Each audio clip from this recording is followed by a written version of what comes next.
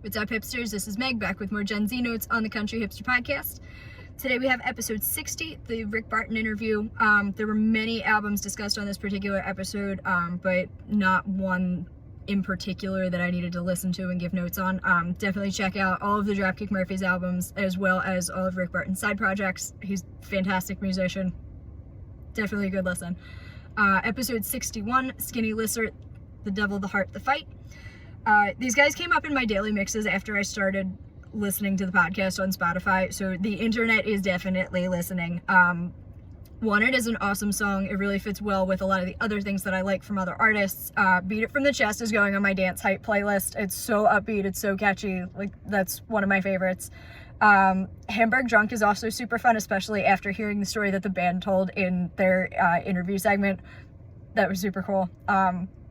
Overall, the album was really awesome, and I'm looking forward to listening to Shanty Punk for season 2. Overall, 9.5 out of 10. That's one of my favorites from the season. Episode 62, Mumford & Sons, Sigh No More. If I think of Mumford & Sons, I almost exclusively think of I Will Wait and Little Lion Man.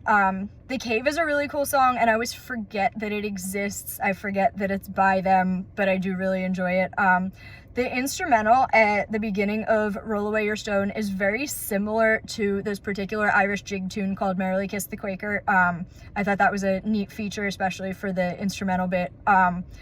Overall, it's a very good album. I just wish that it wasn't my gym music for the day. It's not particularly motivating for lifting, but it is pretty cool to just sit and listen to. As mainstream as it is, I think Little Lion Man might still be my favorite from the album. Definitely in my top 3. Overall, 8.5 out of 10. Episode 63, Dead Milkman, Beelzebubba.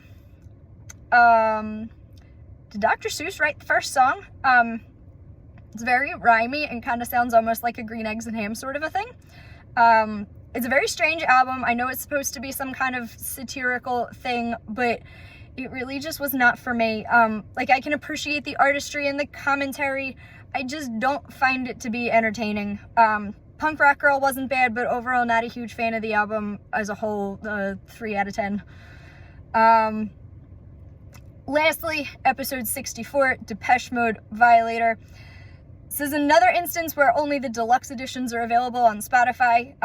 It's giving like Wednesday Addams kind of vibes right off the bat, but also a little bit like the Lost Boys. No, not the ones from Peter Pan. I mean the vampire movie. Personal Jesus was kind of catchy. If you sped it up a little bit, it'd be a pretty good gym song. I could also see the Gardner brothers, who are notable Irish dancers, doing a bit to this one. So their main presence on Instagram is taking like pop culture songs and putting a hard shoe Irish dance routine to it. So it's like a mix of that river dance feel plus more pop culture type things that mainstream people who aren't familiar with the hobby might recognize. They're absolutely fabulous. I could definitely see them using some of the tracks from this album. I can practically hear their beats fitting in certain places. So Gardner Brothers, if you're listening, give it a shot. It could be cool. Kind of the same thing with Enjoy the Silence, which I know I've definitely heard before, but I don't remember where. Might have been on the radio on like one of those throwback stations on Sirius XM, or maybe at the gym or something. Or at least the first 4 minutes was. I was told recently that there was a cover of that one, so maybe I heard the cover version. I don't specifically remember. There were a couple that I thought were a little weird in comparison to the rest of the tracks. Siblings especially sounds like it would be the background music in Space Mountain in Disney World. I'm assuming those last 3 tracks were the deluxe part. They were a little on the weird side. Didn't really seem to fit, but whatever. They were kind of cool anyway.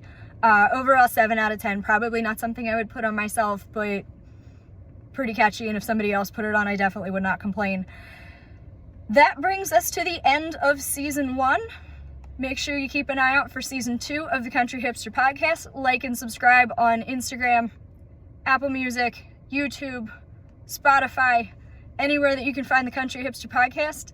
Thanks for hanging out. Stick around for season 2.